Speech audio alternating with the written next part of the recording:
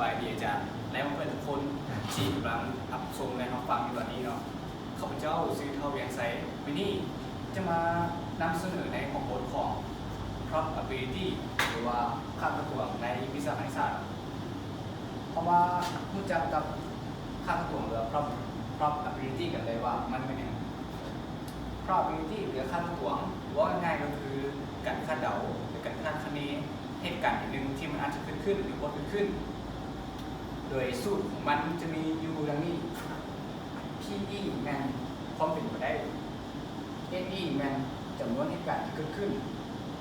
NS แมนเหตุการณ์ทั้งหมดถ้าเราอยากรู้ว่าเหตุการณ์นั้นความเป็นไปได้นั้นจะเอาเข้าได้แมนเอาเหตุการณ์ที่เขาเลือกนั้นมาหารให้จำนวนเหตุการณ์ทั้งหมดแล้ว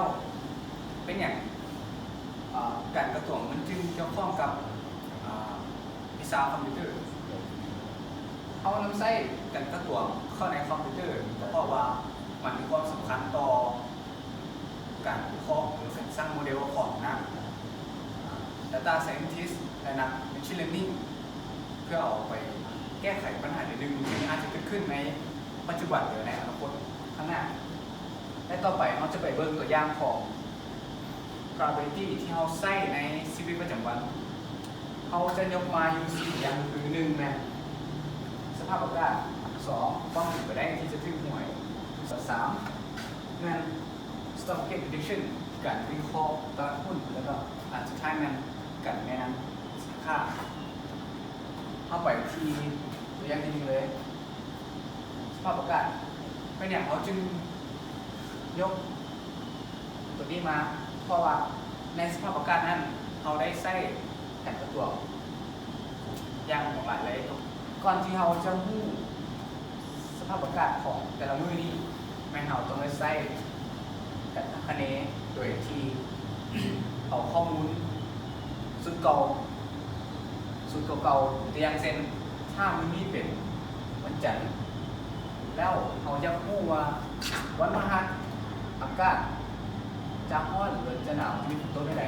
แม่เราจะเอาข้อมูลของมื้อนี้แล้วก็เมื่อวานนี้หรือว่าวันอาทิตย์มีข้อมูลชุดก่อนมาวิเคราะห์เพื่อเขาจะได้คาดคะเนว่าในมื้อต่อไปวันพุธพฤหัสอากาศจะเป็นอะไรและอันต่อไปนั้นเขาจะไปที่ความเป็นไปได้ที่เขาจะถือหวยทุกคนคิดว่าตัวเองจะซื้อเลขถือหรือว่าจะถือหวยบอกตัวอย่างในภาพนี้500 ล้านทุกคนคิดว่าจะเป็นหนึ่งในนั้นบอกแต่เขามารู้จักกับหวยว่าเขามีโอกาสในการที่จะถือ500 ล้าน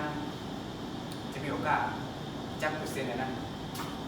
ตัวอย่างคือถ้าเขาซื้อเลข1 ล้านหรือ1 โตโอกาสที่เขาจะถือเลขนั้นมีอยู่1/10เป็นอย่างจังหวะนั้นก็เพราะว่า1 ล้านนั้นมันจะมี0 ทั้ง 9แล้วมันมี10 ตัวเลขฉะนั้นมันจึงเป็น1/10ถ้าเอาซื้อ2 ล้านโอกาสที่เราจะถือเลขนั้นมันก็จะมีอยู่1/100เพราะว่ามันเริ่มจาก00ไปฮอด99ถ้าเอาซื้อ3 ล้านมันจะมีโอกาส1/1000ยิ่งเขาซื้อหลายล้านเท่าไหร่โอกาสที่เราจะถือเลขพวกโตและได้500 ล้านมันยิ่งมีน้อยลงเท่านั้นเพราะว่าสามารถที่จะซื้อเบิร์ดทุกใบหรือเบิร์ดทุกตัวเลขที่ออกและอ่านต่อไปนั้นจะเป็น stock market prediction การวิเคราะห์ตลาดหุ้นซึ่งทุกคนก็ได้เห็นในโซเชียลมีเดียเช่น TikTok Facebook YouTube ที่มีนักเทรดส่วนหลายเขาก็ได้ใช้การคาดคะเนหรือว่า probability เข้าในการเทรดหรือการวิเคราะห์กราฟเพื่อที่จะได้ทำผลกำไรให้กับตัวเองโดยจะเอาข้อมูลชุดเก่านั้นมาวิเคราะห์และก็เบิ่งตามเวลาเพราะว่า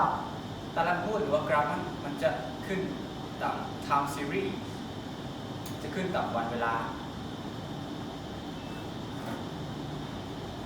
และถ้าเขาอยาก ซื้อหุ้นหรือขายหุ้นเขาก็จะใช้การกระตุ้นกันโดยเอาข้อมูลนั้นมาวิเคราะห์ว่ามันช่วงนี้ตลาดมันขึ้นหรือลงเพื่อเขาจะได้ตัดสินใจให้แน่นอนว่าเขาจะขายหรือว่าซื้อหุ้นเพื่อให้ได้ผลกำไรและอันสุดท้ายแม่นการแนะนำสินค้า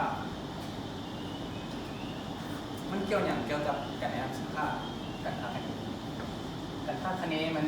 มีความเกี่ยวข้องหลายต่อการแนะนำสินค้าตัวอย่างเช่นถ้าเจ้าลิ้น YouTube Facebook TikTok พวกนี้ถ้าเจ้ามักเบิ่งและพบคลิปพัฒนาตัวเอง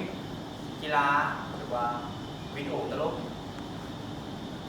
ถ้าเจ้าไปเซิร์ชหรือว่าไปไล่ได้หลายที่สุดมันก็จะไปดึงข้อมูลที่เกี่ยวข้องกับคลิปวิดีโอที่เจ้ามักเบิ่งนั้นโชว์มาให้เจ้าและอีกอย่างหนึ่งในชีวิตจริง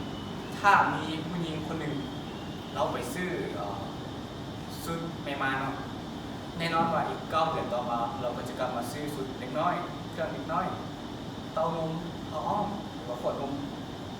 หรือว่าอย่างต่างๆแต่นี่ก็คือการใส่